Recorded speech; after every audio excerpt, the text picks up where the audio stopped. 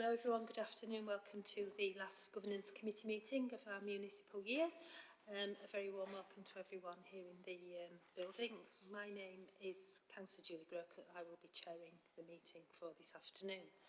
Could I please ask that mobile telephones and other devices are switched off, please, or put onto silent so as not to disturb the conduct of the meeting. There is no fire alarm test planned for today, so if there is an emergency evacuation, please take instruction from the Town Hall staff, and the assembly point is Tudor Square. Can I ask please for members to all introduce themselves, and we'll start with Councillor Gilligan Kubo, please. Hello, I'm Christine Gilligan Kubo. I'm a councillor in Hillsborough Ward. Councillor Joe Watson, Dorn-Totley Ward.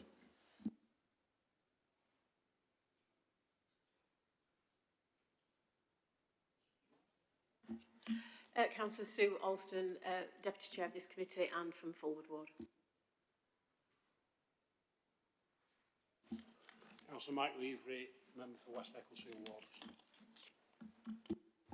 Yeah, I'm Councillor Richard Williams of Stannington Ward, and I'm substituting for Councillor Penny Baker.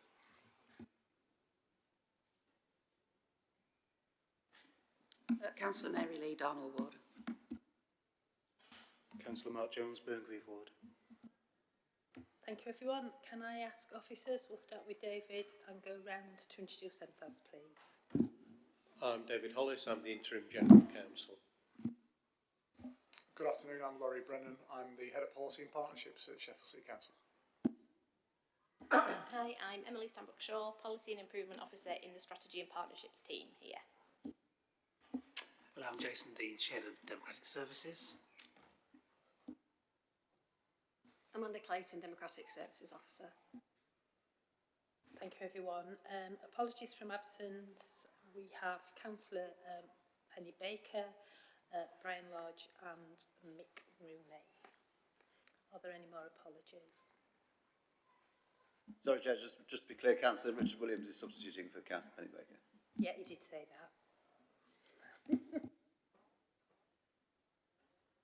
Okay, can we note that there are no items where we need to exclude the press or the public? And item 4, can I ask for any declarations of interest, please?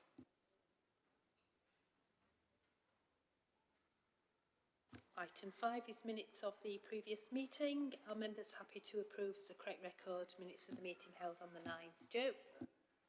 Thank you, Chair. Just the minutes are 610 on page 17. The second paragraph of this looks like it's been watered down in the retelling a little bit. My question at the last meeting, I think, was, given that committees are established by the AGM, does this mean that portfolios need to be available basically a week in advance in the normal timetable for papers to the AGM, rather than, as in the past, portfolios can be announced under the leader scheme of delegation at the AGM with no prior notice? This has been watered down into a suggestion that it would be good practice for committee remits to be identified prior to the AGM. I don't think that's good practice. I think it's going to be impossible for the AGM to establish committees without identifying their remits. So I don't think that comment is in the minutes today worth making, or B, fair to reflect what my question, my concern was. I would ask the question again that I asked then. Clearly, committee remits have to be known at the AGM for the committees to be established. Is it the case that those will have to be proposed as AGM papers on the normal timetable, or might they be proposed, with effectively no notice at the meeting?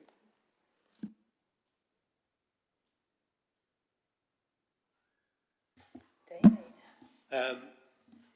The formation of the committees for the year is a matter that is within the council procedure rules for it to determine at the AGM. It will therefore be an item on. I don't think there is any requirement for the proposals to be published with the agenda for the AGM, because it is a matter that the council will be considering as a part of its council procedure rules.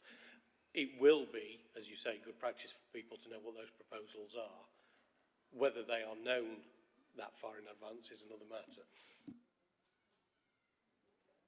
I mean, sorry, I mean, just to be clear, because there are changes to the Constitution involved, that means there is a procedure for changing the Constitution effectively without notice at the AGM. That's what I'm hearing.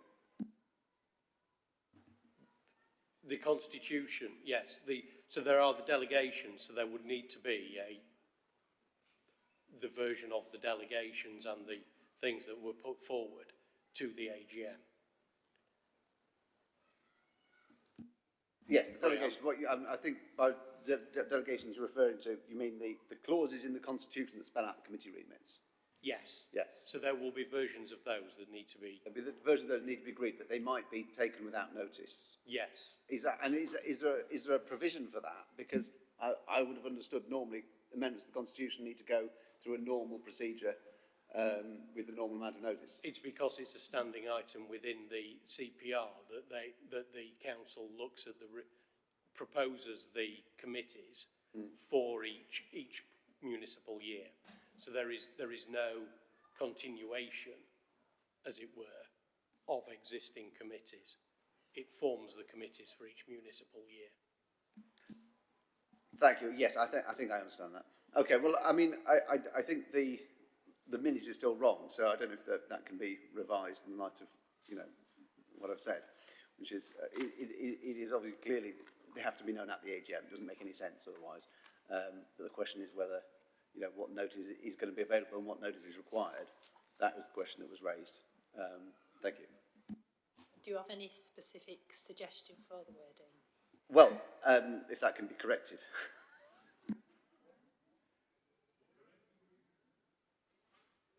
Okay. With Joe's correction, are there any other amendments to the minutes of the meeting? Is everyone happy to agree those, please? Yeah. Thank you. Item 6 is public questions and petitions. We have received a number of public questions, but unfortunately the person who sent them in isn't here to ask them. I believe members have all been circulated with responses to those.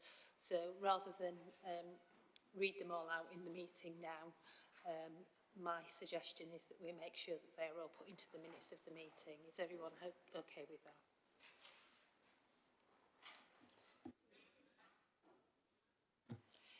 Sorry, can I just ask a question in relation to those? I'm just looking at them because obviously I've only just seen them. Item 3 talks about the Governance Committee's remit in terms of the tree inquiry, and it does say, how concerned is the Governance Committee? And my question is just a general one, really, about what is governance and what should this committee be involved with? Is the tree inquiry part of governance and should we be involved with it? I just wanted to ask that question. No, is the answer. This committee has specific terms of reference, which is about the council's constitution. So it's a forward-looking look about how the governance of the council should operate. It's not a backward-looking look, although some of those things may inform it. It's forward look as to whether governance has been complied with.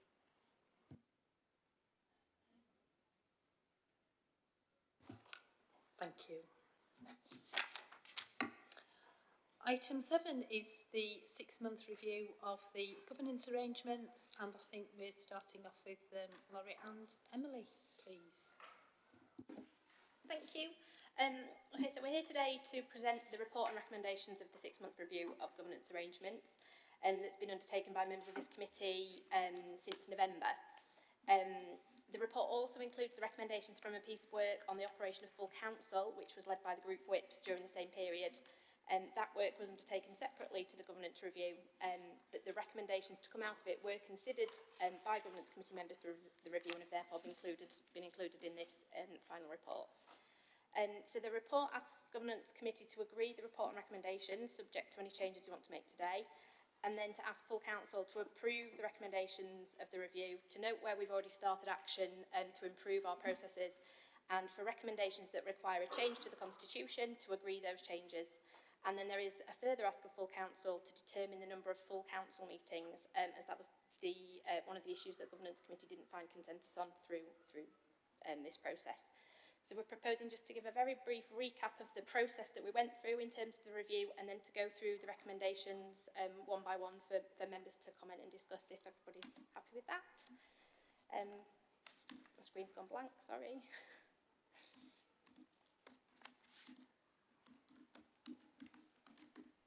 Okay, so during October, Governance Committee carried out a scoping exercise asking for input from councillors, citizens and officers, and from that process we agreed to structure the review around 6 themes. So overall structure, decision making and delegation, capacity and resource, working practices, citizen and community engagement and formal participation, equality, diversity and inclusion, communication and information availability.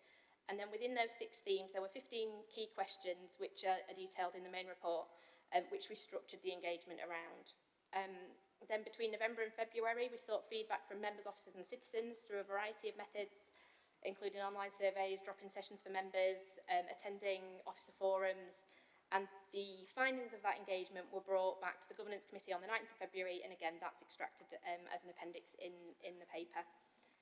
The engagement findings identified a range of issues that we needed to address, and a large number of these were actually about improving and filling gaps in our existing processes and practices rather than change. So things like how we make information available to members of the public on our website, how we support officers to navigate the new system, what training we provide on writing effective and timely reports to make sure things are published on time and in a format that works for everybody. So really how we explain, communicate and support the system rather than things that require constitutional change.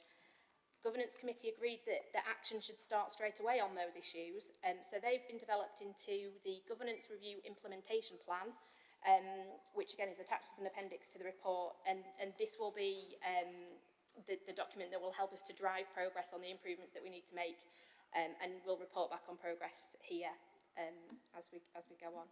The remaining issues from that engagement were taken through to workshops with Governance Committee members. The workshops took place between February and March this year, and that's where we developed the recommendations that you've got today in the report. And as you'll see, as we've just talked about, a lot of those recommendations are again about how improving how we work rather than constitutional changes, and so we'll add those to the Governance Review Implementation Plan to carry those forward. Where changes to the Constitution are required, full Council will be asked to agree those at the AGM.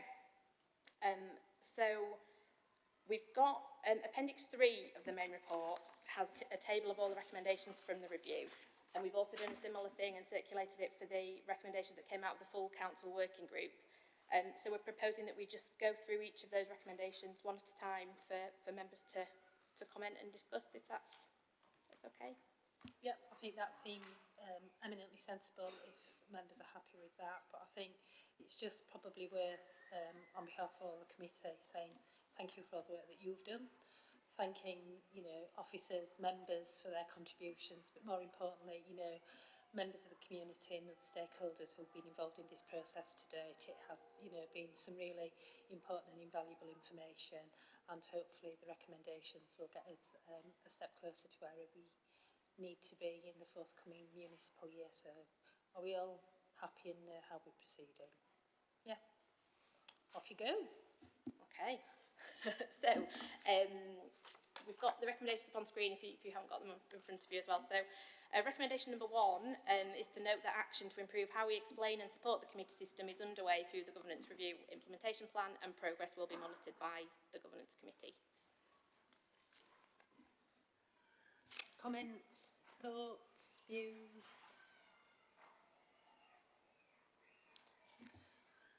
Dare I say, are we all happy to agree that recommendation? Yes? Anybody not? One down. Number 2, the role of Strategy and Resources Committee and senior officers in early identification of cross-cutting issues and directing them to the most appropriate policy committee needs to be re-emphasised, including the role of Strategy and Resources Committee in maintaining an oversight of policy committee work programmes.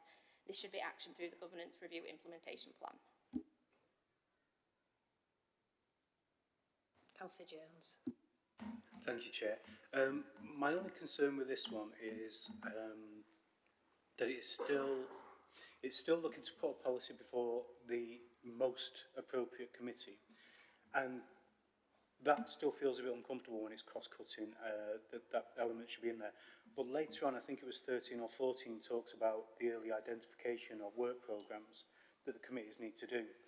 So my main question here is that, being as that one countenances the element of cross-cutting elements and where the working committees need to come into, and actually the work programmes that committees may want to do, it doesn't say anything about members being co-opted from other committees into those committees. It seems like it still feels, it may not suggest it inherently, but it feels like it's only members from within a committee that could join a work programme. So I'm not sure whether that needs maybe reinforcing in the wording. But for me, when I'm looking at these, it feels like the hierarchy, I don't know whether I'm misreading it or something. Point 1 feels really important, point 2 then feels secondary to point 1, whereas then point 13 seems to be in the wrong place. It should be further up to inform and instruct point 2, if that makes sense. It may just be that I'm picking up in an artifactual way, and maybe it's just the way it's been listed, but it does feel like if they're put down in relevance and significance, then maybe the order's not necessarily right. So they're not listed in order of importance. The way that they were structured was through the themes, and so it was a direct carryover from the themes and the structures of the questions rather than the significance. But there are quite a lot of these that do intersect a little bit. We were just trying to read across so you could see where the engagement led into the issues and the issues led to the recommendations. So apologies if that wasn't the clearest approach we could have taken. On the point about the work programme, I think in developing that work programming guidance, we can absolutely put prompts in for people to think about who else needs to be involved in this. It isn't necessarily one committee, and absolutely in the things people think about when putting their work programmes together, that will be in there.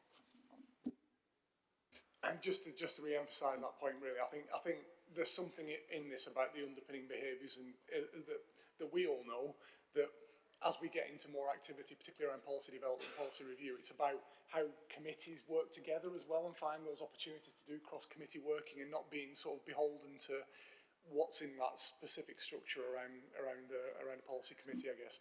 Because if you take a lot of the issues that we deal with as a city, because we are, a big place, we're complex, and a lot of the modern challenges we have to wrestle with, things like climate change, don't pertain to just one committee. But, this year, one of the early pieces of policy work that's really about to start, or just started towards the end of the year, around housing policy, housing strategy development, it's impossible to see that as just through a lens of housing because of the multifaceted elements of that, and we have to try and, we have to be creative and think about how you best get a really good member engagement piece around policy development in housing, which really bonds to the other policy committees and to the administration and the groups in the council as well.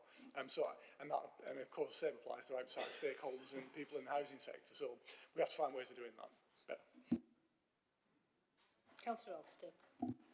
Thank you. Yeah, just very briefly on this. I mean, this came out of a feeling that although last year when we set up the process, we had always envisaged that Strategy and Resources would delegate cross-cutting issues to a policy committee. What's actually happened is Strategy and Resources have kept them all in Strategy and Resources.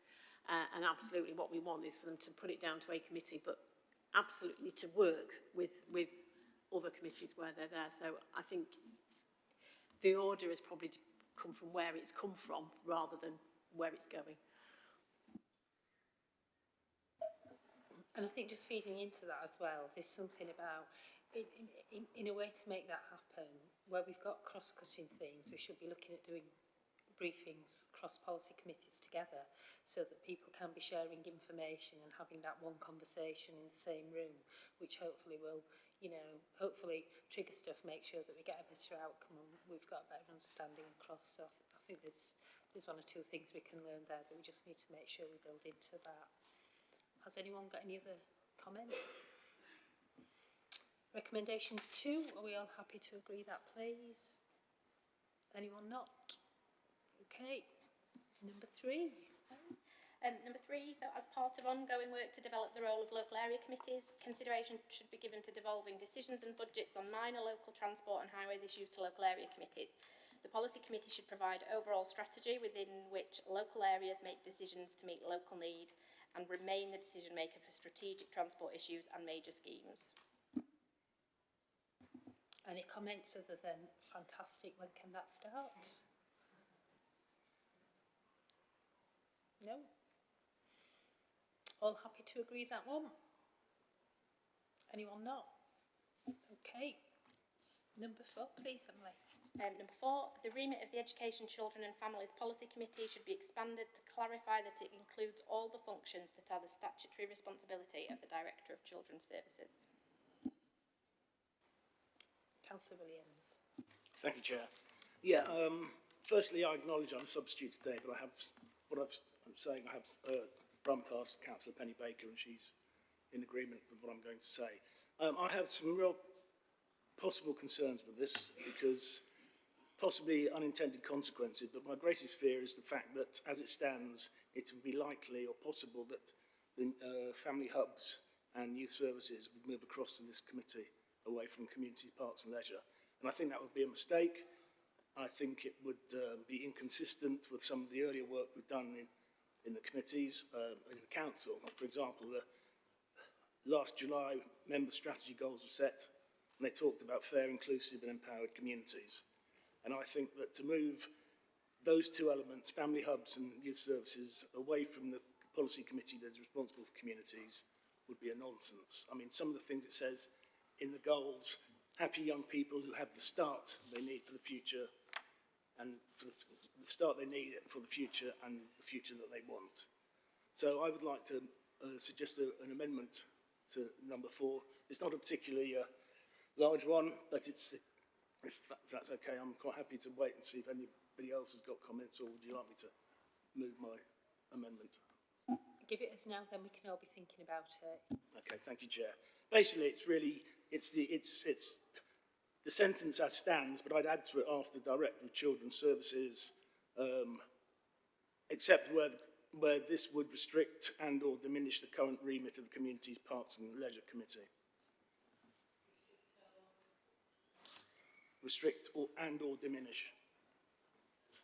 I mean, the bottom line is that the Director of Children's Services has discharged the duties to the community service to deliver, and therefore that reports to the Communities Committee, but it does update and brief the other relevant committees. Thank you. Thank you. I've got Councillor Lavery, Councillor Hurst, Councillor Lee. Thanks, Chair. One or two areas of where education, children and families have statutory responsibility. If, for example, early years has statutory responsibility, however, there hasn't been a statutory inspection for 8 years. And therefore, there is no responsibility there because those inspections don't take place and we are not there to respond to them. So I think we need to be a bit careful with this because where it's not happening, I don't think we can assume there is statutory responsibility. Thank you. Councillor Hurst. Thank you, Chair. I feel this amendment is unnecessarily prescriptive because I've heard comments to the contrary, that because of the way that children's services are divided, there can't be the holistic consideration of their needs and how they grow from babies to children to young people. And if what we've just said is that the portfolios that the committee structures follow their portfolios, in putting that sentence in, we're almost saying, well, communities has to have this because we've said so. I think we need to leave the widest possible opportunity for discussion, which all parties are involved in after the election, for the shaping of the portfolios. So I don't think I could support that. Thank you. Councillor Lee, then Councillor Alston, then Councillor Otten. Okay, yeah, I'm in agreement with Councillor Hurst on this one. I think the overall strategy for youth services should lie within children's services. That's to me is a given. I think then this is an example where there might be cross-cutting themes, and certainly any youth services strategy could be taken to communities for their view as well. That's fine by me. And also this issue of the LACs and what happens day to day in our communities with youth services, with managers of youth services within our LAC areas. And that is where a lot of the work will be done based on the strategies that have been developed in the children's portfolio with reference to communities and any other service that might, any other portfolio that might have an interest. So I would like to keep this as it stands at the moment. Councillor Alston. Thank you, yeah. I'm a bit unclear where this idea came from, to be perfectly honest. Quite a few of our directors, is my understanding, actually have areas of responsibility on different committees, so I don't actually understand why, in this particular case, it all needs to go to one committee. We've already informally agreed that, and obviously subject to today and the full council's agreement, that we need to continue to review the remit of the committees on a wider scale, which was work that we felt was actually needed more than the 6 months we've had for them to embed those remits. And we agreed that if this committee continues next year, that one of the major things it needs to do is to look at the remits. We also know that if required, if wanted, remits can be changed on an annual basis at the AGM. Every item you cover in any committee will have some overlap with some items in another committee. That's always going to happen unless you put everything in one place. There's always going to be some overlap between housing and communities, between communities and children, between children and adults. There's always going to be overlap. The issue about the LACs, I absolutely agree. Youth services should be much more devolved to LACs, and I think that's coming on, and I think that's a good thing. There is no reason then why it can't be devolved to LACs from communities, then it has to go via the Children's Committee. So I'm really not sure where this came from or why it is deemed necessary at this stage to make this change. Councillor Otten.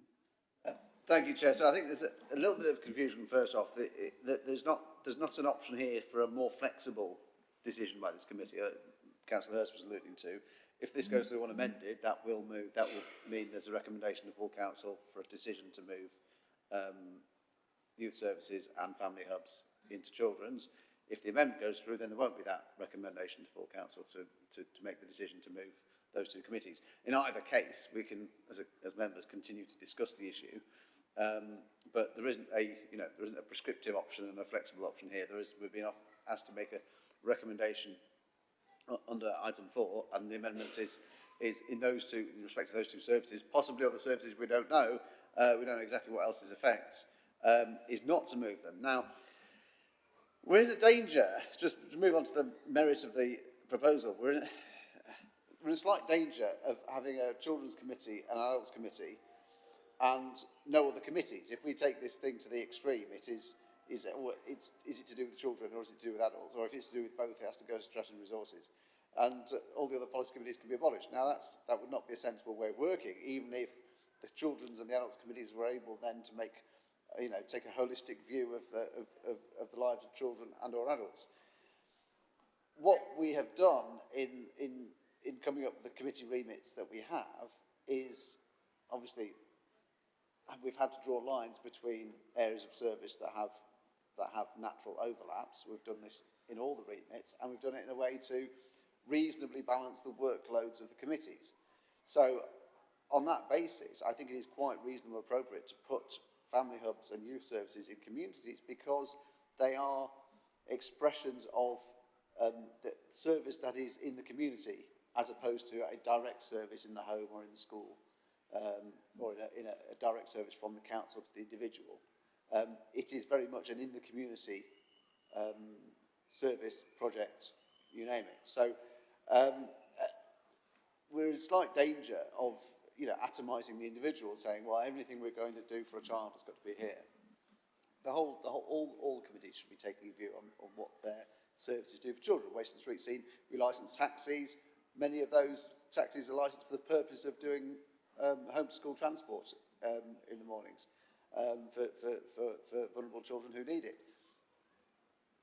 You know, Children's Committee, I mean, I'm happy to listen to their views on that, but I wouldn't want to impose on them the job of licensing those taxi drivers, because that is not a sensible way of dividing the workload between the committees. So I think, yeah, again, I don't know where this has come from. I thought we had a workshop where we agreed what we'd want to bring forward, and I don't remember us discussing this. So I'd be happy either to take it out and leave it still in the pot for further discussions about remits generally, or to approve Councillor Williams' amendment, which may in fact do the same thing. And just bring Emily in, and then Councillor Hurst, please. Just to clarify the background and where this came from. So the recommendation is around the statutory duties and the statutory function that we have. So it wouldn't necessarily be around all of the all of youth services, but where the Director of Children's Services has a statutory duty, or it's a statutory function, the political accountability for that is held by the lead member for Children's Services, which is the chair of the Education, Children and Families Policy Committee. So the concern is that there might be decisions being taken in a committee that the lead member for Children's Services has political accountability for, but isn't involved in or cited on. So it's not suggesting that all of youth services or necessarily all of the family hubs issues would move into education, children and families, but really to ensure that where there's a statutory function, the lead member for Children's Services has the right oversight of that, is where that originated from.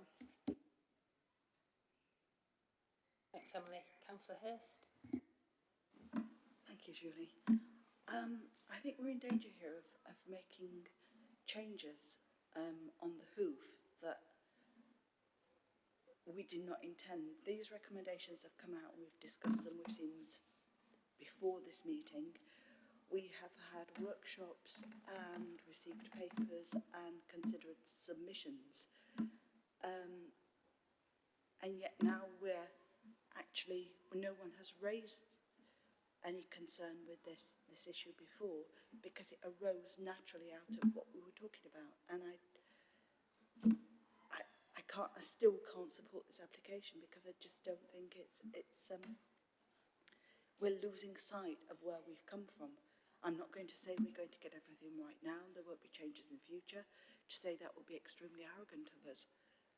We will be changing because we're reflecting a changing situation in a different way of working. But there were roots for these discussions, and I can't support this amendment because it may have intended consequences that we have not spoken through. I would wish to leave it as it is. Thank you. Councillor Alston.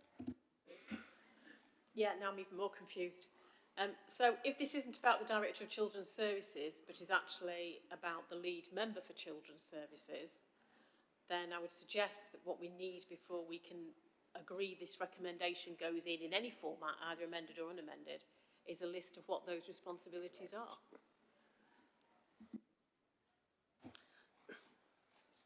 The main issue for me is how do we make sure that if we ever have a major incident of any sort that involves children's services within the council, that we can show that our way of working is correct and proper, and that we are covered off, and that both the officer and the member who have statutory responsibility for children's services have been involved in any process that may be under the microscope or may be found to be wanting.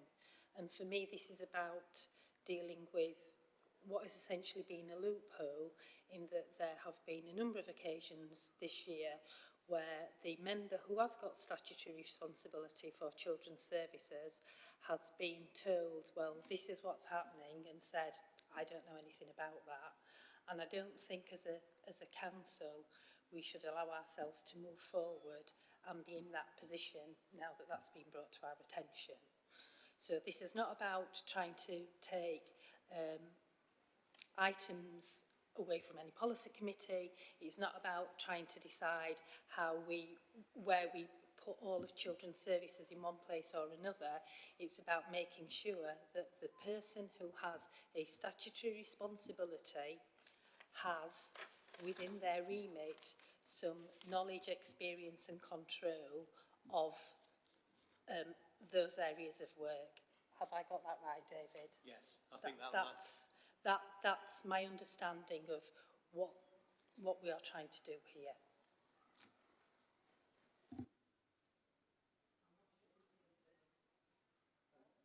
Thanks, Chair. So it sounds to me what we need to meet that concern and to make this work is not recommendation 4 as is written, but a recommendation 4 that refers to the lead member for Children's Services rather than director, and to their specific statutory responsibilities. And then would it then need to be the case that that lead member is not kind of co-chaired, that they're a single chair, or that if there is a co-chair arrangement, then there's another piece of work to do in clarifying where that responsibility sits. And then that person would then also want to be appointed to, I would have thought, finance subcommittee, because decisions are bound to come up there because of the grant regime stuff and all the other reasons that decisions have to go to finance rather than the policy committee.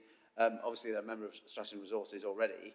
And, you know, we need to think about maybe there are other policy committees they should be appointed to as members just in order that they can cover all the bases, because that's what it sounds like we're needing to say is necessary, rather than, and that would be the solution, not this.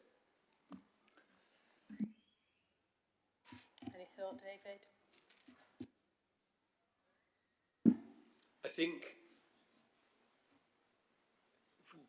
Emily and Laurie may come in on this. I think the reference to the Director of Children's Services is that the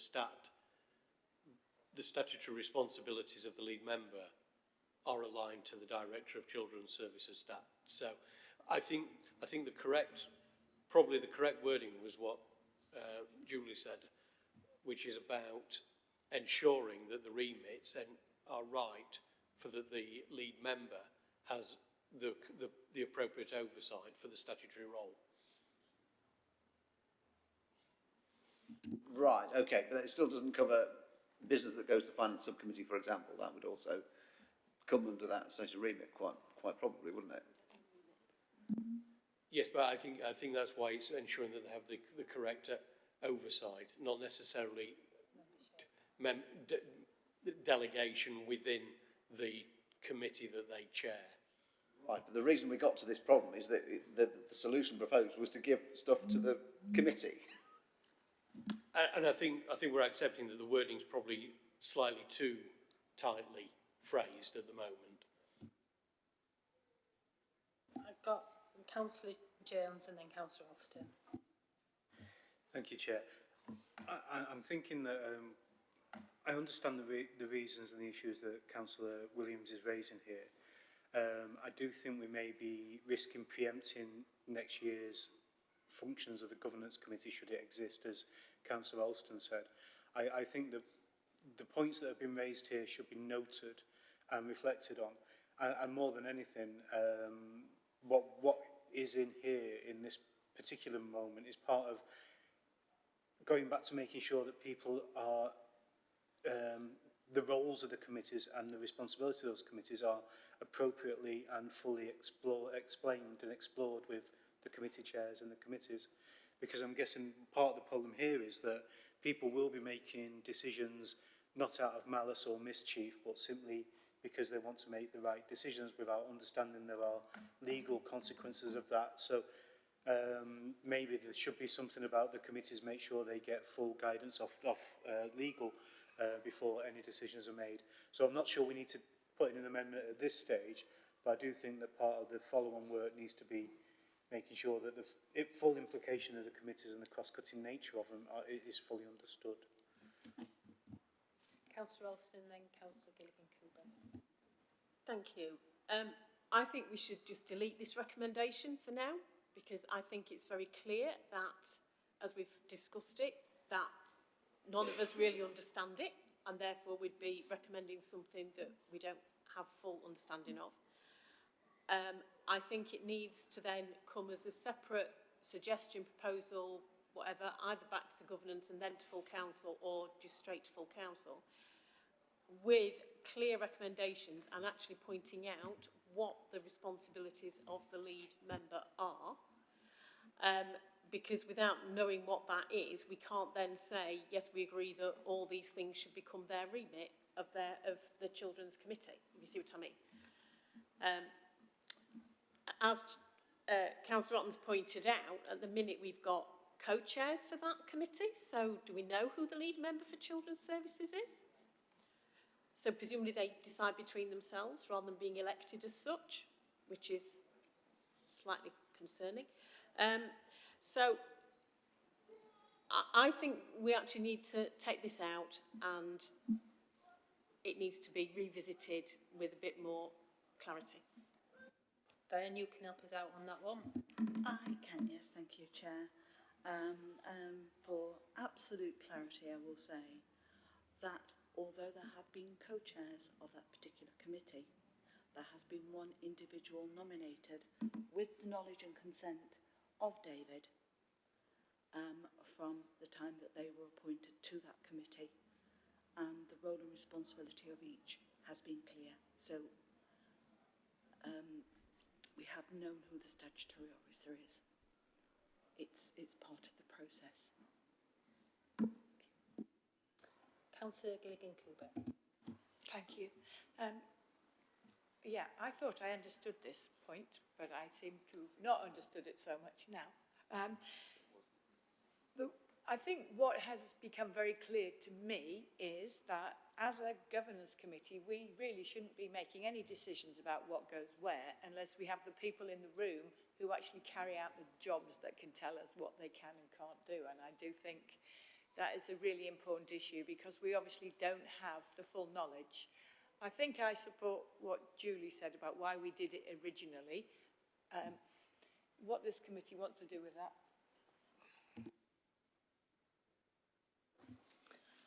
I do think this is a fundamentally important point, and I do think that we need to make sure that we have got this covered off when these recommendations go to the full council, so that as a council, and so that whoever is appointed as the member and has this job next year is not left in a vulnerable position, not least because now we all know about it. So I do think we do need to do something about it.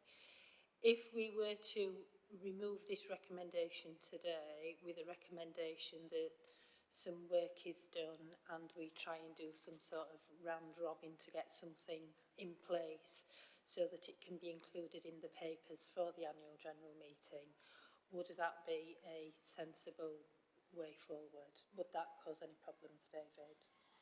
No, I don't think it will, Chair. Thank you. Are we all happy to? I'm sorry, that's a little bit more work for you, team, but is it okay to do that, and if we can square it off in emails and get it put in? Laurie? Thank you, Chair. We can certainly do that. I've been, by capturing some of the conversation, we've been kicking around some draft wording which we can share with all the committee. I think taking multiple points, the wording might be quite too narrow and too tight here to try and reflect a more probably a rounded point, which I think has been aired by the discussion really. So we can change some of the wording on that gets us to the same place and enables full council to give that consideration without it being almost like you must recommend this specific shift. So we can make sure we do that. We'll share that around the committee, hopefully probably next week maybe. That's all right. Just trying to work out the Easter holidays there, sorry. Are we all happy with that? Homework? Sorry? Okay, thank you. Number 5. Okay, so this was one that came out of the discussions around licensing policy. So where policy committees are developing regulatory policies, they shall form a working group with members of the relevant regulatory committee to inform the process.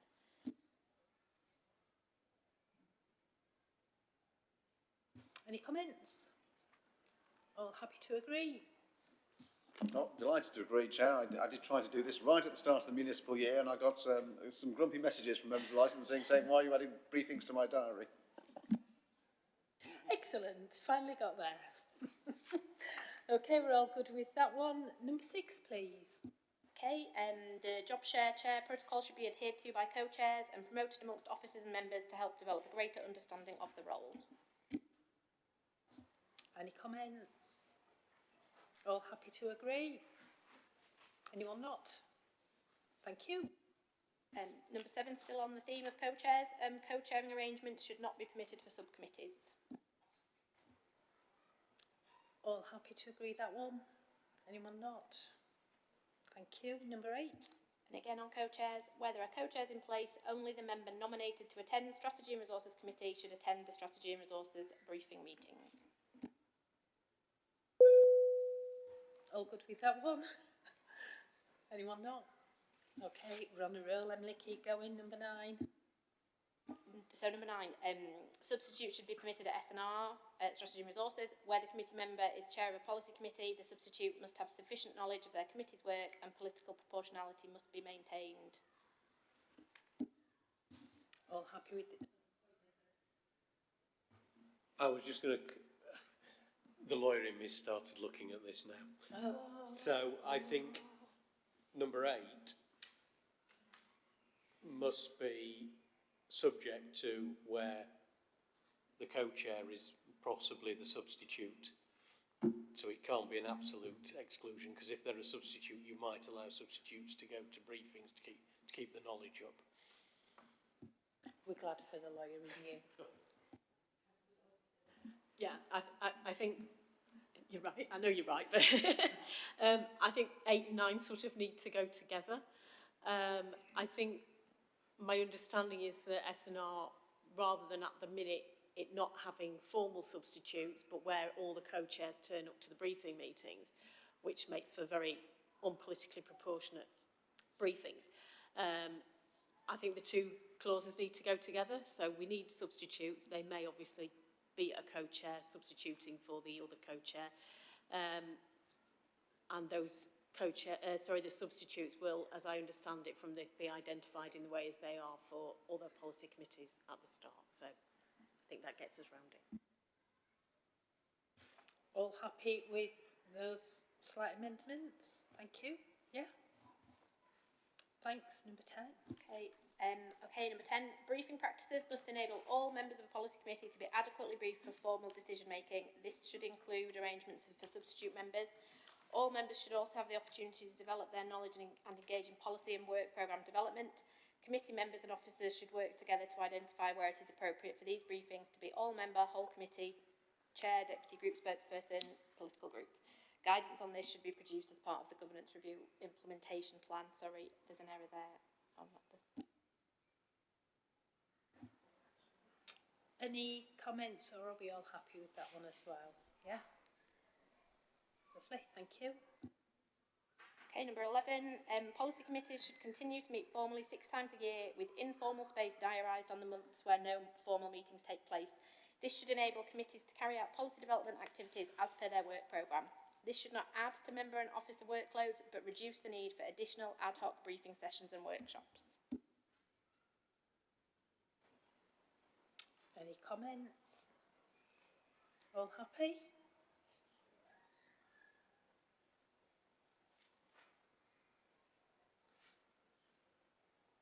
Are you happy, Jo? Yeah.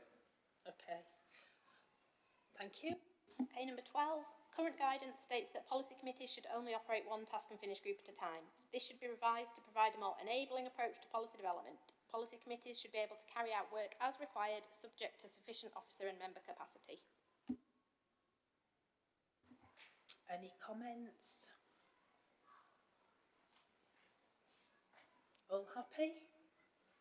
Anyone not? Thank you. Number 13. Okay, an action should be added to the governance review implementation plan to develop and promote a policy development toolkit for officers and members that sets out best practice for developing policy in a committee system to be used alongside the existing engagement toolkit. All happy with that one? Anyone not? Okay, thank you. Number 14, arrangements should be put in place that enable early conversations post-AGM between chairs, their committees and senior officers to develop work programmes that address corporate, service plan and member priorities, resulting in a balanced programme of decision-making, policy development and scrutiny and evaluation. Guidance for members and officers should be produced as part of the governance review implementation plan. Any comments? Sue? It really is just a comment really for benefiting anyone who's watching or listening who obviously hasn't been to all the workshops, because one of the things we've discussed informally at length has been the fact that we haven't done as much policy development work as we wanted to do in most policy committees. And this is really about trying to make sure that we get that on the agenda for all the policy committees so that they can do that and engage more with the public. And I think it's important to actually acknowledge that that's where that's come from. Yeah, thank you for that. All happy with that recommendation? Anyone not? 15. Okay, Governance Committee should continue into 2023-24 as a forum for ongoing review and maintenance of the constitution and governance arrangements, as well as member development.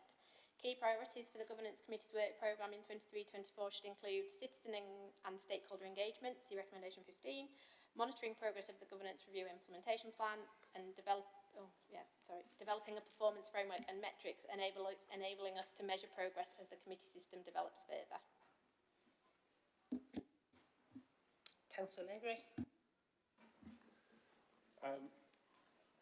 There was an issue which we discussed at length, but isn't in this particular list, and that's the issue about Charities Subcommittee and where it sits in the decision-making process. Because at the moment, one of the key issues with Charities Subcommittee is it's making financial decisions on a budget area that's the responsibility of a policy committee. And therefore, if we're going to follow the committee system as it's laid out, with us now having an overview, one of the subcommittees should report to the policy committee in this situation to communities, parks and leisure. So I think we need to do some work on this to get this clarified. And I think it's a key priority for the work programme. Any other thoughts or comments on that?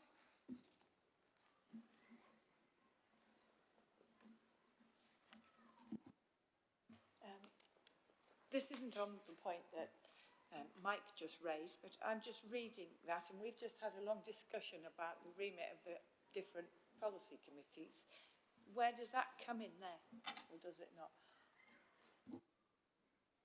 Sorry, in the narrative, we've extracted the recommendations out of the narrative to do this, and it's not helpful sometimes. I think in the narrative of the report, it does say that Governance Committee will take a holistic look at committee remits during 23-24. If members would like, we can extract that from the narrative and stick it as an extra bullet in recommendation 15. Do we all think that would be helpful? Will that cover your point? Happily mine. Yeah. All okay with that? Thank you. And then 16 is that Governance Committee next year sets up task and finish groups to look at public questions and citizen engagement involvement. So public questions, ensuring the process for citizens to ask public questions is clear, that public questions are triaged in a way that directs them to the most appropriate forum, and that those forums are easy to access. Considering processes for responding to public questions, ensuring a consistent approach that is fit for purpose in the committee system. On citizen engagement and involvement, considering how we can drive progress in realising our ambitions for community involvement and engagement, taking learning from recent reviews, including Involve, the LGA Peer Challenge, the Race Equality Commission report, and that these task and finish groups will actively seek feedback from and test proposals with citizens and stakeholders and report into the Governance Committee. Any comments? All happy to... sorry, Councillor Jones. I think this is actually a really good suggestion. The only comment I'd have on that one, because you called for comments, sorry Chair, is to make sure that within that discussion, within that kind of working group, that they look for an avenue where a member of the public can take a question which has been triaged to a committee back to full council if they feel that the committee is not dealing with it in an appropriate manner. So there's just some procedural elements of that to ensure that full council is effectively still, I guess, the primacy area, the decision-making area, so that should a committee not be doing what it needs to be doing or seem to be doing that, there's still a mechanism to take it back to that full council. Basically, I'm just saying that we don't use this as a way of making sure public questions don't go to full council. They sort of get buried in a lesser forum, if that is an appropriate way of looking at it. Of course it's not. Councillor Alston. Thank you. Yeah, just a comment really. I mean, I think we asked that this be brought as a recommendation because we're aware that we haven't been able to properly address these issues in the last few months. There are lots of niggles around these things, and I'm sure members of the public will find more niggles around these things, maybe more than niggles. But because we've been trying to sort out process and focusing on things that we needed to do to get the whole system running smoothly, and that's why we wanted these particularly brought forward, because this needs to be addressed early doors, because it was essentially, this is why we changed the system in the first place. So yeah, just a comment.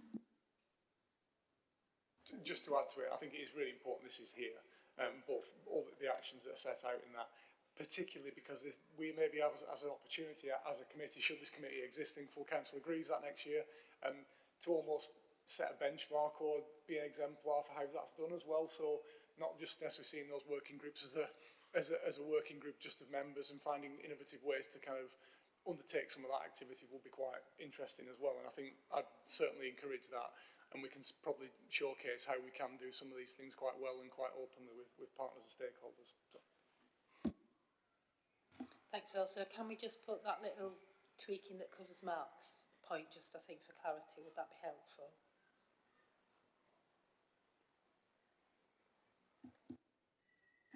So I think it's just one of those niggles that needs to be considered when we actually look at it in depth.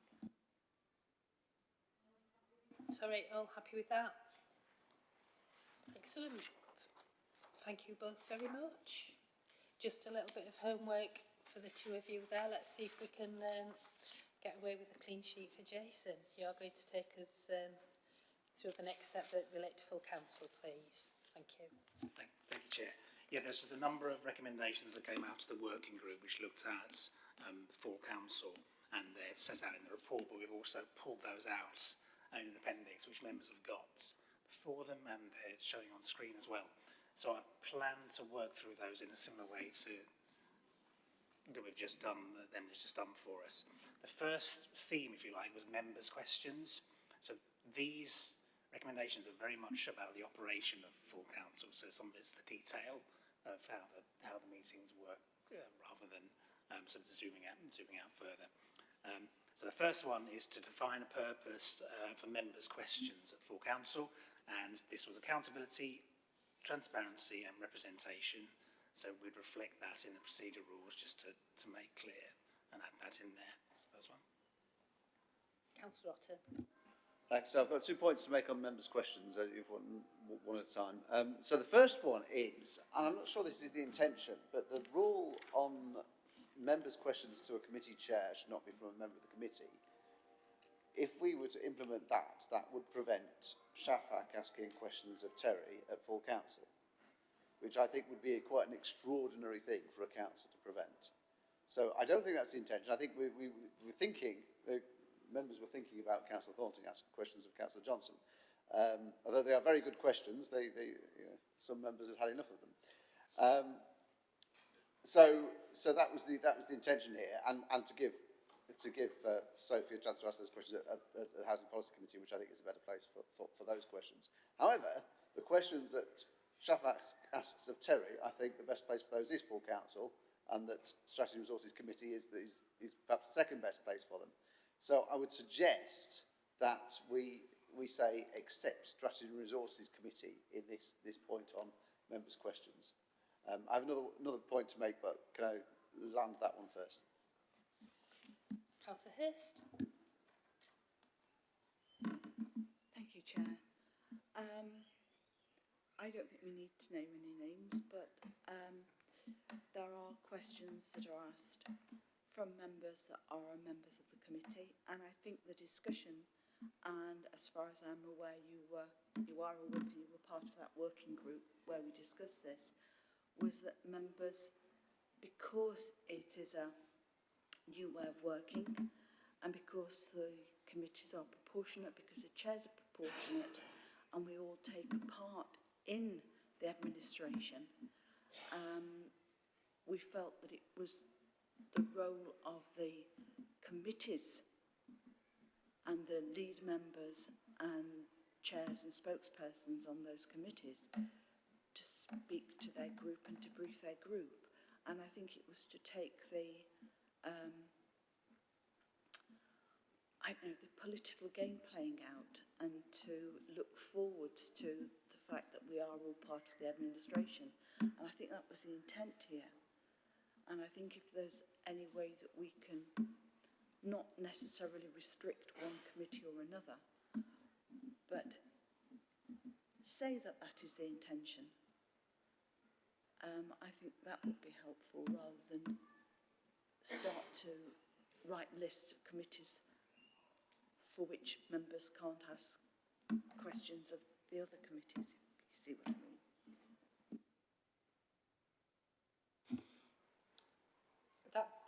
That does make sense, and I suppose the issue is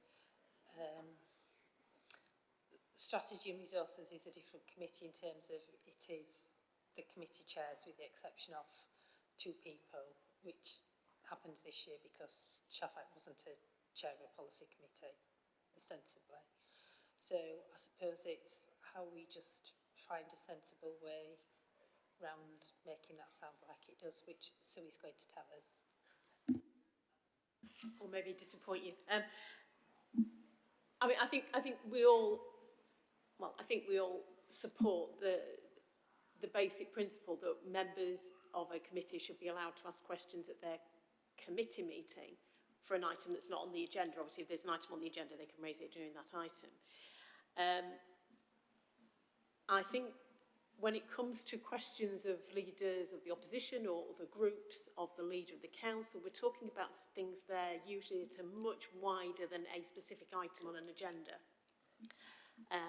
I'm not quite sure how the agendas of SNR work, but I think we should put in there some sort of exclusion to make it clear that we're not including questions to the questions to the chair of SNR or the leader, which is the same person by definition, are accepted from that rule, because I think people should be able to raise questions to the leader of the council regardless of who they are at full council.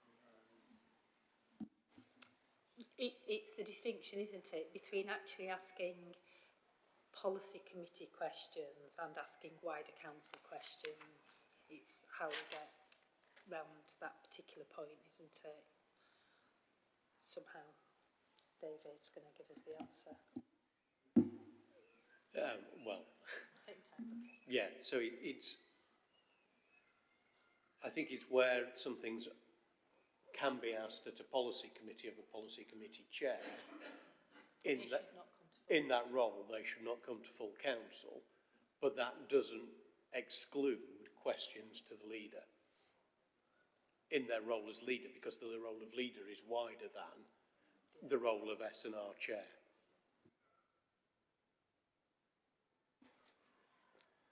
Councillor. Yes, so if I may, I think possibly what we've come to the conclusion is that what we need is a provision for questions to leader of the council in members' questions, in addition to questions to committee chairs, and that questions to leader of the council is open to all members to put those questions. And it's, we didn't have it as a separate thing because it didn't appear to be necessary, but I think if we have this rule, it is necessary. Yeah, I think that's a good point. And if you think back to this year when we've had members' questions, in fairness, the questions to Terry have all been actually questions to the leader of the council as opposed to questions to him as the chair of strategy and resources, I think it would be fair to say. Councillor Alston?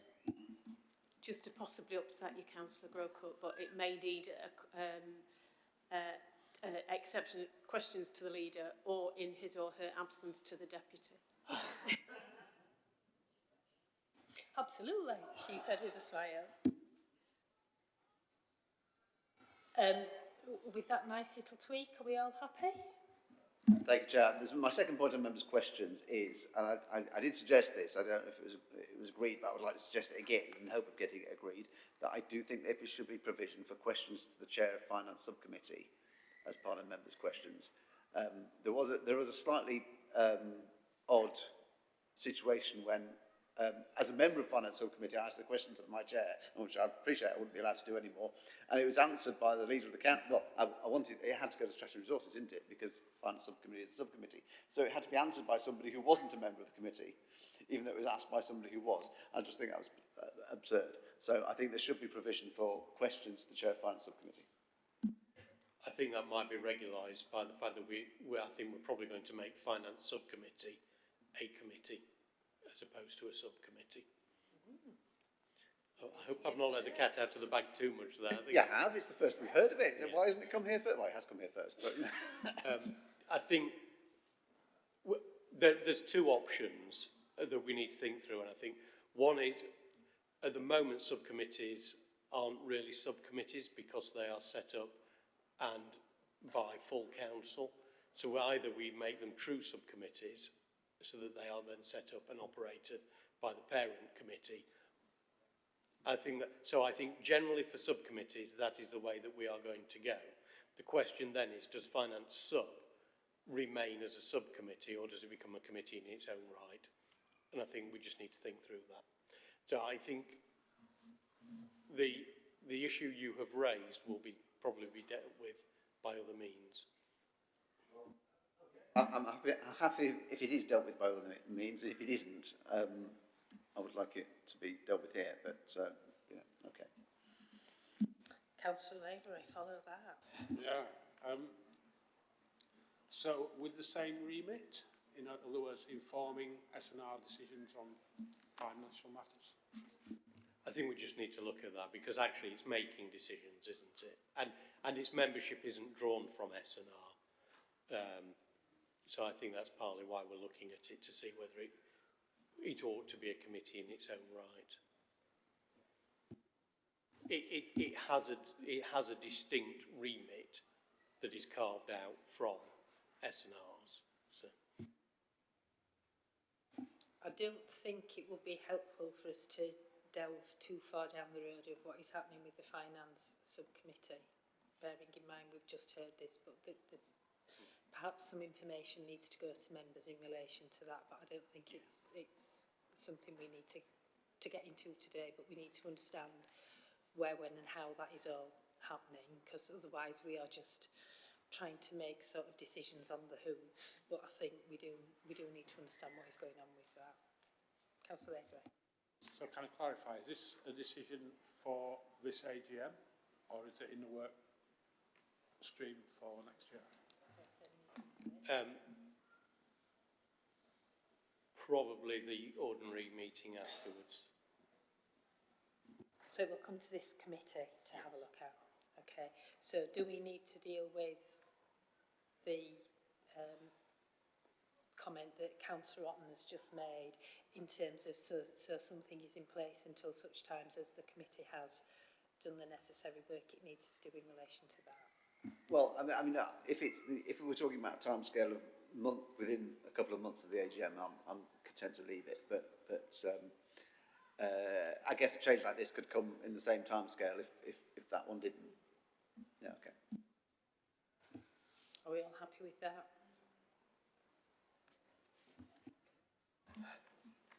I'm just a bit confused that this has just come out of the blue, since we've been talking about remits and committee remits, and that this committee has a responsibility for review of the Constitution. So this strikes me as quite a major proposed change to the Constitution that we've not heard about until now. So I presume we will be discussing it early on. When I say we, I mean whoever is the successor governance committee. Before a recommendation goes to full council, because it does have quite knock-on other implications not least of which in who groups appoint to that committee. Yes, it will. It shouldn't, I hope it's not a surprise to think that we're always talking about how we might be able to improve it, and there's things that we're talking about all the time that aren't always here because they're not ready to come here. But yes, it will. Changes will come here. So, proposed changes will come here. Thank you, David. Are we all relatively comfortable with that? Okay. I'm not quite sure where we're up to, Jason, if you've got any ideas. Thanks, Chair. So there were a couple of other items on members' questions. One was just Chair being clear about in what capacity they're responding to a question, Council, and that was to be worked into one of the Council procedure rules. And then there was a further point really to note that we'll take this next point through the governance review implementation plan, which was to make sure there's resource to actually follow up on questions that come from members and that we get timely and quality answers to those. So that's something I know the working group discussed. Any further questions on members' questions? All okay with that? Okay, motions and amendments. Yeah, motions and amendments. And this was around clarity and transparency for motions and amendments to Council.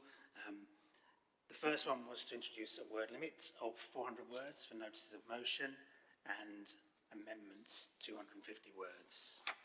So anything on that? Can we do that with everything? Councillor Jones. Thank you.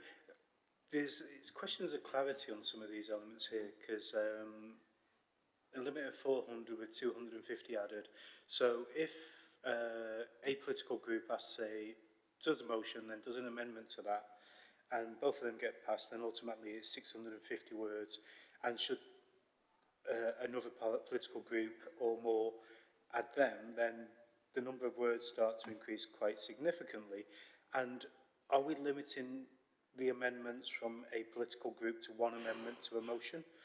Because part of the issue for me would be that if a political group wants to monopolise the discussion on a particular motion, they will stick in their motion, they'll stick in an amendment, and then there's taken up a significant amount of the time. So I'm kind of unsure as to how this is actually going to pan out, and what the limitations are, or what the expected limitations would be. For instance, if a motion has 5 points to it, can each one of those points then be amended separately? So I'm not quite sure how this helps.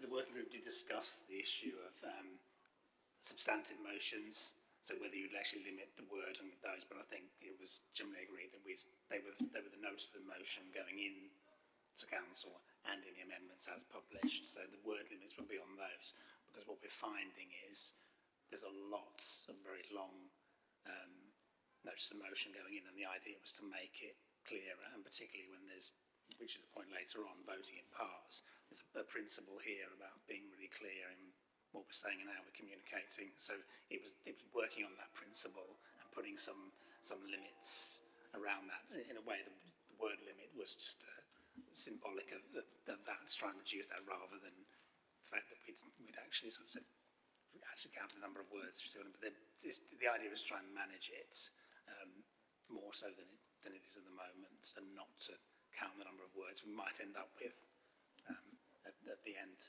I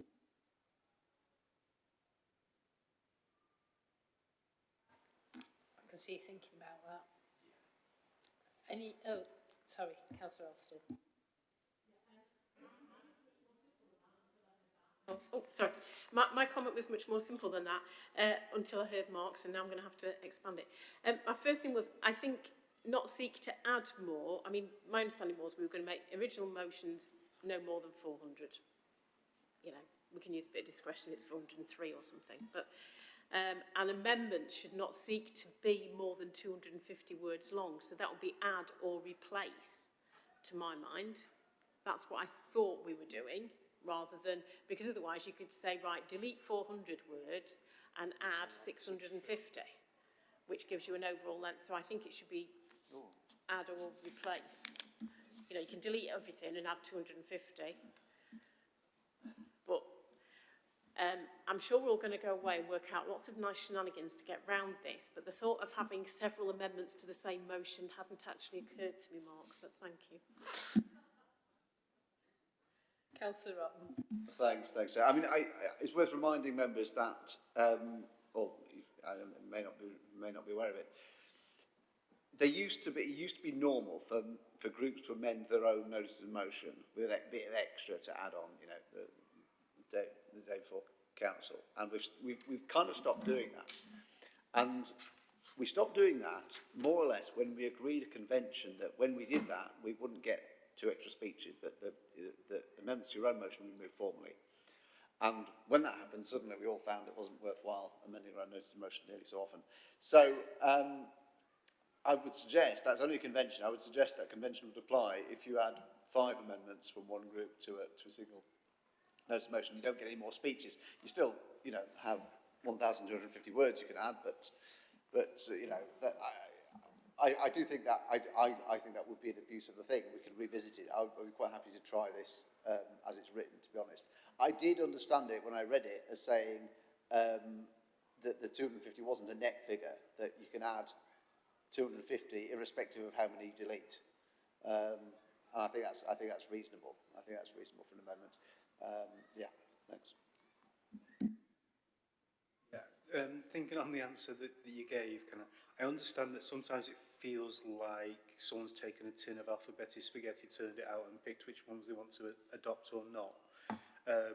I'm kind of mindful that within the wordings of this, if I wanted to stick in a motion of 400 words, I could put in 5, 6, 7, 8 paragraphs to that, which would still then potentially get that voting in parts and alphabetic spaghetti chaos. So there will be shenanigans around that. I fully get, because when it comes to voting in parts and which parts are passed and which part, it does get painfully confusing, and we do sit there looking puzzled. So I see where it's coming. I'm not sure this necessarily does it, but I guess it's a good stab in the dark as a first off. Any other questions, comments on motions and amendments?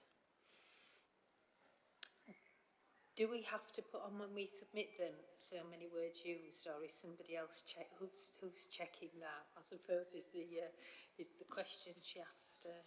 But are we all happy to agree those and give it a try, see what we make of it? Yeah? Anyone not? Okay. Duration and agenda management. Thanks, Chair. There was just a couple of other parts on notice of motion, which was around strengthening the work programming elements of policy committees. So we'll take that away in the implementation plan. So it was outcomes from full council from motions that are passed, just to make sure when they're referred to policy committees, there's sort of adequate discussion and consideration at policy committees. So just wanted to flag that up as well. Thanks, Chair. So I think it goes under this item. I just want to raise again the point that I have been banging on it at the working groups. I appreciate the importance of business items relative to notice of motions, and therefore the priority they get in terms of time and timings and place on the agenda. I appreciate some business items do naturally come before the notice of motions. Others seem to come afterwards. I'm not clear what the test is for what comes where, or whether it's a judgment from the Lord Mayor or somebody else. But I just think it's a vital principle of good governance is that where council is making actual decisions, and such as the local plan or the housing revenue account or changes to the constitution, that these are things that are, have to be decided properly and therefore have to be debated properly. And to say that a process that we have, the process we have for notice of motions has been pared down to the absolute minimum, to the point that if everybody amends something, there's only time for 2 free speeches, is inadequate to make important decisions. So my ask was, and I ask it again, can we have a form of words that gives more time to debates on actual decisions as opposed to notice of motion in full council, and allows, and I would suggest, actually it allows for longer speeches. I mean, this council has decided to attempt to, and I apologise for going on about this issue, restrict the ability of hot food takeaways to open in large parts of the city. Now, that decision was made on the basis of a short debate in which the speeches were limited to 2 minutes. I have submitted to the planning service and the planning inspectorate a 5-page objection to the evidence base on that policy. Now, I could have read I wouldn't have read out a 5-page objection in full council. It would have taken a long time, but I think the importance of the issue merited more than 2 minutes to discuss the defects in the evidence on something like that. Now, I'm not suggesting that full council has to last all day if it's discussing something important, but the 25-minute debate of 2-minute speeches is not always going to be adequate. And I do think we need to not just say, well, we'll manage it, we'll plan ahead, and we'll change the rules on the day if it seems important. But I think we need to recognise the importance of business items on the council agenda.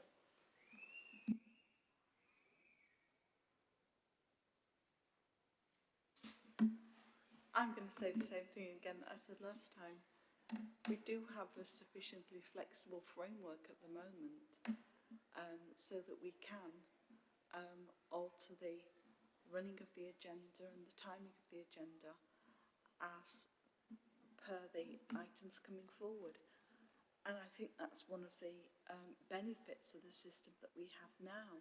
Standing orders allow us to change how we react to situations as it develops, rather than being prescriptive. And we have done that, Joe. You know we have done that during this past year. As whips of the parties, we've seen things coming forwards from officers. We've had discussions, we've had briefings, we've had meetings to talk about the format of full council, and then agreed recommendations are reported back to our groups on those. And I think that's a civilised way of taking forward, and doesn't preclude anything from moving up an agenda. If I may, I think that the important distinction here is that the right of members to debate something is not a majority right, if you see what I mean. The right, such as it exists, to come to the chamber to make your speeches, to think, it's your right as one member against the other 83, in a sense, isn't it? And so if you say, well, that right exists because the other 83 might decide that we want to hear you speak on this, is not really the right, is it? And if you don't have that right sufficiently, and it's not an absolute thing, not everybody can get to speak, but it's in the mix. If it's not guaranteed in some respect in the rules, then I mean, what is the standard? Could we make decisions on the housing revenue account without a debate after the guillotine? Would that be a legitimate thing? Would that be, in legal governance terms, a legitimate thing to do? And if not that, then what is the minimum? I'm just concerned that we need to be making important decisions properly. That's what it boils down to. And the rules shouldn't say, look, if you want to make this important decision properly, then you can move a motion to change the time limits. The rules should say you've got to make important decisions properly, full stop. Jason. Thanks, Chair. I think that the point about the work programming was that we have early discussion on that. So if we have a programme of items for the year and some big items of business like the housing revenue account as an example, we have very early discussion about how we are going to manage that. And make sure we get clear about how we're going to make sure there's time to do that and do that justice and give the time it deserves. I think it happens now to an extent that it was bringing that forward, really bringing that discussion forward and making sure it's programmed as a work programme for council in the same way as other committees have a work programme.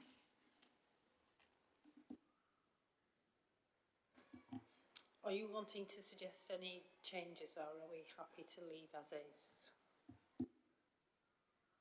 Well, I mean, because I would like us to revisit this. I suppose is what I'd ask for. I can't give you a list of types of items that deserve 40 minutes and 3-minute speeches, because that's something that needs to be looked at in some detail and some care. But I would ask that we come back to this because it's not, what we have isn't adequate. And Gary, if I could ask that we come back to this with some advice from legal on what they consider the minimum. Not that the minimum is the wrong question to ask, isn't it? The minimum proper decision, proper way of making a proper decision. Because it shouldn't be the minimum, should it? You should be trying to make decisions with good and careful consideration. What does the members' code of conduct say about how we should be making decisions? For example, that's not for me to pull out of the air now. But I would ask that we come back to this. I would just make a number of points in that the discussions and debates on items that come to full council don't only take place at the full council meeting, because they will have gone through a process where members will have discussed them. If it's particular motions, they will have all, certainly in our respect, they will have gone to our group, we will have had a discussion on it, we will have taken a view on it, we will have particular points that we want to raise, and I would imagine that that is the same with other political groups as well, in terms of deciding, what are the things that we really want to say about specific things when they come to full council. So I think we need to acknowledge that there's a lot of work goes on in relation to absolutely everything that comes to full council even before it gets here. That does include, our 400-worded motions, as will be.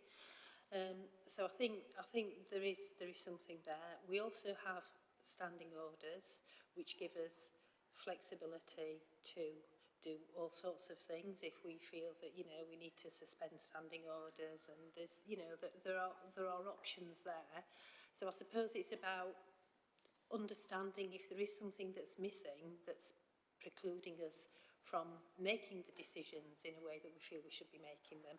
I suppose it's about understanding that and what that is and how we get around that would be my thought. So I think if we're happy that we've got what we've got for full council, and then if it's something that we do want to give more consideration to, as Sue says, whoever is the governance committee next year, I don't see any reason, why we shouldn't, because at the end of the day, we're here to make sure that we're making safe, considered, inclusive decisions. So I'm more than happy if we need to look at that again, But again, it's back down for today. Are we happy with where we are?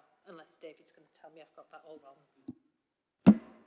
No. What I was going to do was just say what it says in the CPR about order of business, which is it says that the business of the council should be ordered in the council summons so as to include items of public engagement and public interest before other business items, and the business should be taken in the order in which it appears in the council summons. However, the council may, by a resolution passed on a motion duly moved and seconded, direct the order of precedence to be changed in circumstances where the subject of a motion proves to general public interest reflected by significantly increased attendance by members of the public at a council meeting, and it's therefore deemed appropriate to take the motion in question as an earlier item of business. There's then a technicality. So there isn't an assumption within the council procedure rules that notices of motion come before other business. It's what's in the public interest. So I think there's probably a practice of how we do the summons and the agenda that is something we can look at without the necessity to change the actual CPR that we've got in place at the moment in the Constitution.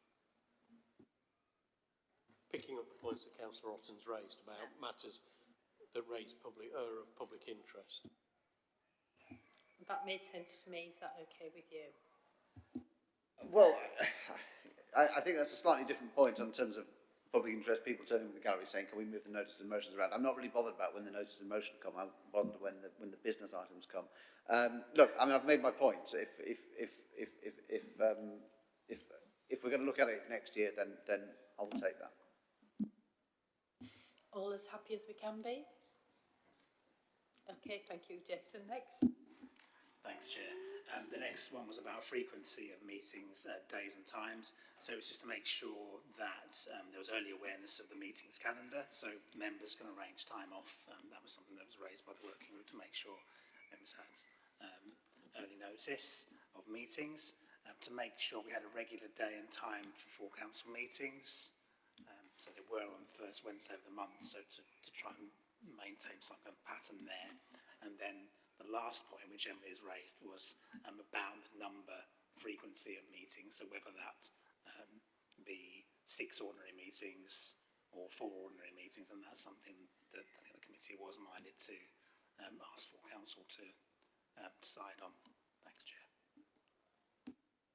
Comments, questions, thoughts? All okay with that section?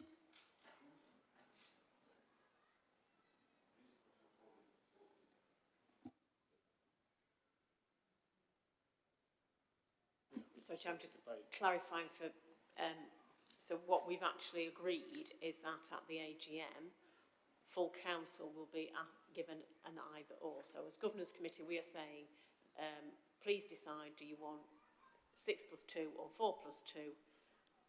And the poor people in democratic services will have to produce 2 sets of timetables, which is going to make holiday booking very last minute for everybody.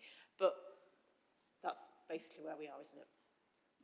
Didn't we say we wanted to recommend 6? I think we couldn't agree which side we were going to recommend.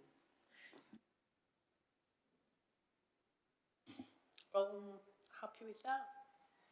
Anyone not? Thank you, Jason. Thank you, Chair. The next one was we looked at whether we'd have any new standard items for council meetings, and the working group wanted just to maintain the scrutiny type items, so that there is a provision in the Constitution for presentations of matters of significant interest to the city, and there's some examples included there, so it was just really stating that we'll not make any changes to that, and no additional standard items. All okay with that? Thank you. And voting. Thanks, Chair. Yeah, the last one was about voting. So this is the principle of making sure electronic voting is conducted with appropriate pace, as we've put it there. So just to make sure it's efficient and done well in the meeting. I think members are getting quite proficient to using the electronic voting system now. The second one was retaining the ability to vote in parts. It's written in exceptional circumstances at the moment in the procedure rules, so there is still the ability to do that, and that refers back to the issue that we discussed about making sure motions and amendments were shorter and structured in a way that enables that to take place. And then the last one, which we do already, was to make sure that the results and the outcome of votes are clear and announced by the Lord Mayor, and we publish the outcomes for transparency. Thanks, Chair. Any comments, or are we happy with those voting principles? All okay? Thank you, all of you, for taking us through all of that. Are there any items on either of those 2 papers that members think that we have missed or that we need to be included before we finish with this item? Is everyone happy? Just very briefly, obviously we have, as we've gone along, asked for 1 or 2 extra things to be included. So on the assumption that they've been noted, which I'm sure they have, then yes. Okay, that brings us to item 8, which is the date and the time of the next meeting, which has to be agreed. But before we close up, I just want to say thank you to you all for all the hard work that you've done, officers and members, this year. A particular thank you to you, Sue. You have been a wonderful deputy chair, and I know you've had to step in on a number of occasions, so thank you for that. I do appreciate it. And thank you all for your attendance this afternoon, and have a lovely Easter, whatever you may be doing. I hope you all get a break and some time off, and good afternoon, everyone. Thank you.